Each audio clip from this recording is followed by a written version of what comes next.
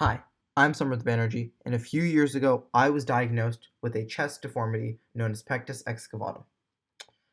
This diagnosis led to journey of research and innovation, leading to a product that I will show you today. But first, let's talk about pectus excavatum and my experience with the condition. Now, pectus excavatum is a chest deformity in which the breastbone and rib grow inwards, resulting in an inwardly caved chest, which in turn can also impact stamina and lead to breathing problems. It affects approximately 1 in 500 people, typically occurring in males rather than females, and is typically diagnosed at around age 10. As I said, a few years ago, I was diagnosed with pectus excavatum, which led to the beginning of my journey of research as a patient, which eventually sparked my journey of research as an innovator. But before we can talk about my solution to the problem, let's talk about the solutions that already exist. So here is the current treatment options. So pectus excavatum can be treated through multiple different ways, one being surgical and the other being known as a vacuum bell. This is the vacuum bell. It consists of a suction cup, which can be seen clearly attached to the person in the photo's chest, and a hand pump and valve connected by a tube. Now, the intent is that slowly over time, with physical therapy daily, the breastbone and rib will slowly be pulled back into their original positions. As I said, it works by using a hand pump, which is pressed on, and a valve, which can be used to decrease pressure in order to suck the breastbone and rib out. However, this design, despite being from an idea that is almost 100 years old and being a model that is over 20 years old, has remained largely and almost entirely unchanged.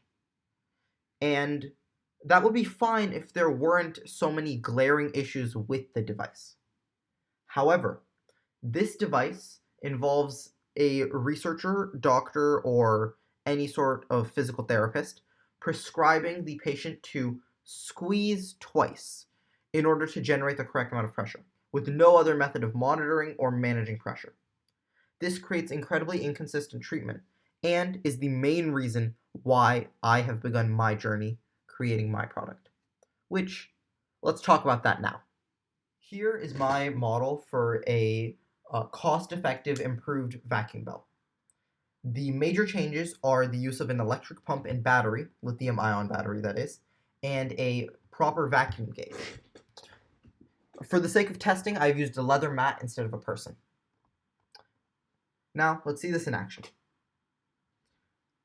By connecting the electric pump to its energy source and applying a slight amount of force, I can generate enough pressure to accurately replicate the original vacuum bell and to slowly pull the rib cage and breastbone back into position. Alright, so let's talk about what you just saw in a more technical sense. Here I have a model of the prototype that you just saw in action.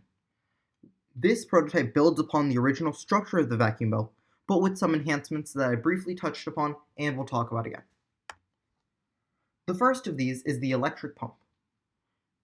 In order to allow for more consistent treatment, I have replaced the handheld pump with an electric one, which is charged by a rechargeable lithium-ion battery.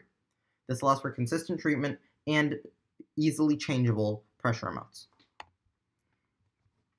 Secondly, I also use a pressure monitoring system in the form of a vacuum pressure gauge. What this allows for is it allows for the user and any sort of doctor to track and properly prescribe treatment. Now, one of the most important things to mention is that this is, of course, a prototype. And the original vacuum bell is over $800, whereas this prototype was made for under $50.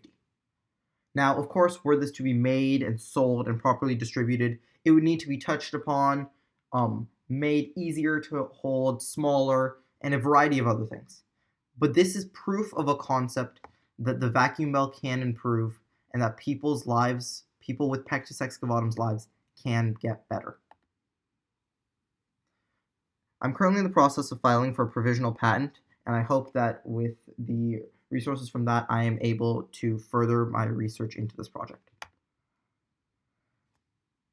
That's my model of an improved vacuum bell device. Thank you for listening.